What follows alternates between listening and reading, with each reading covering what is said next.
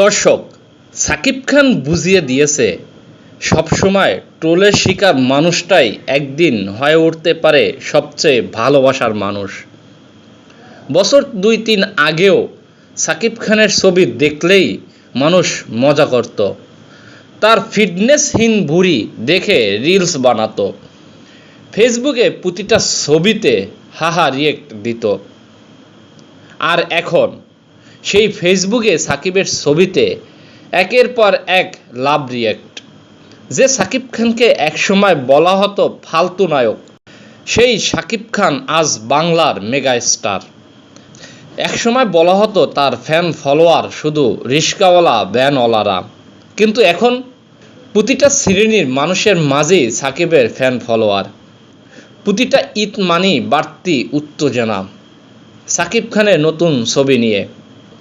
২০২৩ সালে প্রিয়তমা ছবি দিয়ে সাকিব পৌঁছে গিয়েছিলেন সকল শ্রেণীর দর্শকদের কাছে। এটা ছিল তার জীবনের দ্বিতীয় ইনিংসের সূচনা। আর এরপর তুফান সিনেমা দিয়েই সেই ইনিংসকেই করলেন আরও শক্তিশালী। কিন্তু সেই ধাপকেও এবার ছাড়িয়ে গেলেন মেহেদী হাসান হৃদয়। বরবাদ সিনেমায় সাকিবকে এমনভাবে প্রেজেন্ট করলেন যা কেউই কল্পনাও করেননি। সাকিব খান বরবাদ করে দিলেন সব হিসেব। কুলি, ভ্যান, রিস্কাওয়ালা, দিনমজুর থেকে শুরু করে গুলশানের এলিট শ্রেণীর লোকজনও এখন ঈদ আসলেই ভিড় করে সিনেমা হলের।